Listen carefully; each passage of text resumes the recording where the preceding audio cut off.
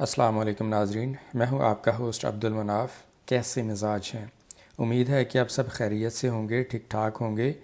موجودہ سرکاری ملازمین، پینشنرز اور فیملی پینشنرز کے لیے بہت اہم معلومات کے ساتھ حاضر ہوا ہوں۔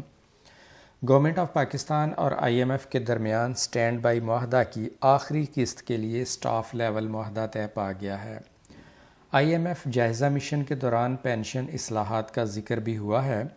باقی معاملات کو چھوڑ کر ہم صرف پینشن اصلاحات کے چند نکات کا ذکر کریں گے جن پر پاکستان اور آئی ایم ایف کے وفد نے بات چیت کی ہے۔ سٹاف لیول معاہدہ کی تکمیل کے بعد معاملہ عالمی مالیاتی فنڈ کے ایگزیکٹو بورڈ کے سامنے پیش کیا جائے گا۔ ایگزیکٹو بورڈ کی منظوری کے بعد پاکستان کو 1 ارب 10 کروڑ ڈالر کی قسط مل جائے گی۔ یہ آخری قسط ملنے سے پاکستان اور آئی ایم ایف کے درمیان 3 ارب ڈالر کا سٹینڈ بائی ارینجمنٹ معاہدہ مکمل ہو جائے گا۔ حکومت پاکستان نے ٹیکس دہندگان کی تعداد بڑھانے، بجلی اور گیس کے ریٹ بروقت بڑھانے اور بچت کرنے کی یقین دہانی کروائی ہے۔ پینشن اصلاحات پر بھی بات ہوئی۔ آئی ایم ایف ٹیم کے سامنے پینشن اصلاحات کا منصوبہ پیش کیا گیا۔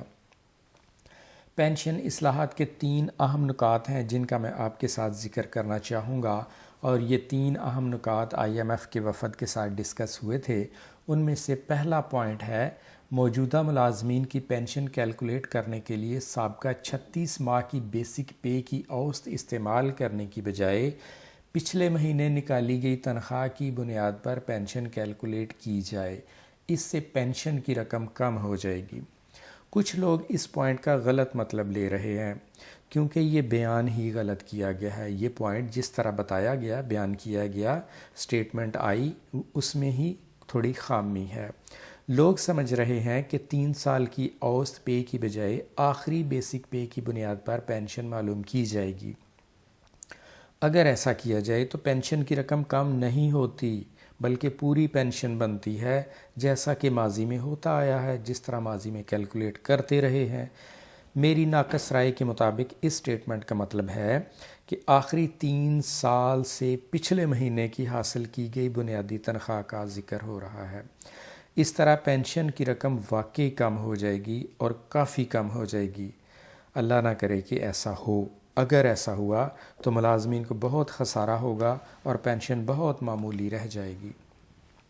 دوسرا پوائنٹ جس کا ذکر ہوا وہ ہے گراس پینشن کا 35% کمیوٹ کر کے بطور گریجویٹی ریٹائرمنٹ پر ملازم کو دیا جاتا ہے۔ تجویز ہے کہ 35% کی بجائے 25% کمیوٹ کیا جائے۔ ایسا کرنے سے ریٹائرمنٹ پر یکمشت ملنے والی رقم کم ہو جائے گی، یعنی گریجویٹی کی رقم 10% کم ہو جائے گی۔ تیسرا اہم نکتہ فیملی پینشن کے متعلق ہے۔ اس تجویز کے مطابق متوفی پینشنر کے 16 مستفید ہونے والوں کی موجودہ لسٹ کو کم کیا جائے اور پینشن کو فوت ہونے والے ملازم کی بیوہ تک محدود کر دیا جائے۔